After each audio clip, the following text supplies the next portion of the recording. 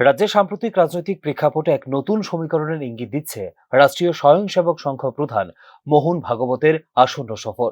সোমবার অর্থাৎ 20 এপ্রিল আগরতলাতে পদার্পণ এবং 21 এপ্রিল মঙ্গলবার মোহনপুরের চিন্ময়া মিশন স্কুল প্রাঙ্গণে ধর্মীয় আচার অনুষ্ঠানে অংশগ্রহণ, অর্থাৎ তার এই পুরো সফরসূচিকে কেবল আধ্যাত্মিক বা সাংস্কৃতিক পরিসরে সীমাবদ্ধ করে দেখার সুযোগ নেই বলে মনে করছে রাজনৈতিক বিশ্লেষকরা। বরং সাম্প্রতিক রাজ্য রাজনৈতিক প্রেক্ষাপটে এটি স্পষ্টতই একটি স্ট্র্যাটেজিক ইন্টারভেনশন, যার লক্ষ্য রাজ্যের পরিবর্তিত রাজনৈতিক বাস্তবতায় সাংগঠনিক পুনর্গঠন ও মতাদর্শিক পুনঃসংযোজন বলে মনে করছে বিশ্লেষক মহল।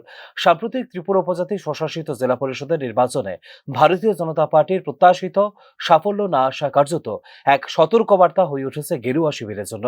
এই ফলাফল শুধু নির্বাচনী পরাজয়ের হিসেব নয়, বরং জনজাতি অধ্যুষিত অঞ্চলে মতাদর্শিক প্রভাবের ক্ষয় এবং সাংগঠনিক দুর্বলতার ইঙ্গিত বহন করছে বলে উঠে এসেছে আরএসএস এর অভ্যন্তরীণ রিপোর্টে।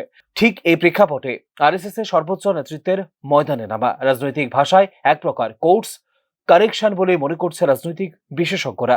ত্রিপুরা উপজাতি বেল্ট বরাবরই একটি সংবেদনশীল রাজনৈতিক ক্ষেত্র, যেখানে পরিচয় রাজনীতি উন্নয়নের বঞ্চনা এবং বিচ্ছিন্নতাবাদী প্রবণতা তৈরি করছে এক জটিল বাস্তবতা।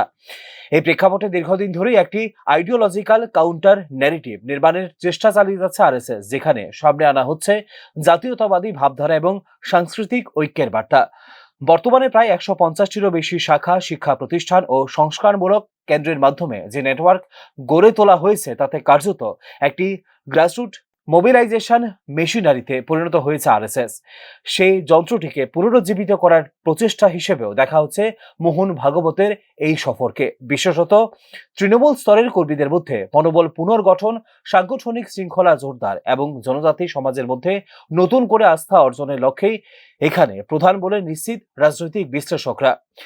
রাজনৈতিকভাবে আরো গুরুত্বপূর্ণ হলো আরএসএস ও ভারতীয় জনতা পার্টির পারস্পরিক সম্পর্কের প্রেক্ষাপট। নির্বাচনী রাজনীতিতে সরাসরি অংশগ্রহণ না করলেও কার্যত বিজেপির জন্য অর্গানাইজেশনাল ব্যাকবোন হিসেবে কাজ করে আরএসএস এর ক্যাডার ভিত্তিক কাঠামো। ফলে সংঘের এই সক্রিয়তা নিছক সাংগঠনিক উদ্যোগ নয়, বরং এটি বিজেপির রাজনৈতিক পুনরুদ্ধারের রূপরেখার সঙ্গেও জড়িত অতপ্রতভাবে।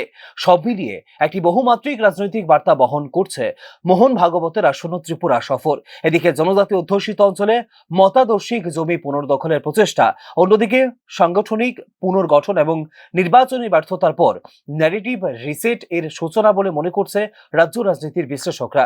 সাম্প্রতিক রাজ্য রাজনৈতিক প্রেক্ষাপটে আরএসএস প্রধানের আসন্ন এই সফরের প্রতিফলন সাংগঠনিকভাবে আগামী দিনে কতটা গভীর প্রভাব ফেলবে, তার দিকেই তাকিয়ে আছে সংশ্লিষ্ট মহল। Bureau report, news now.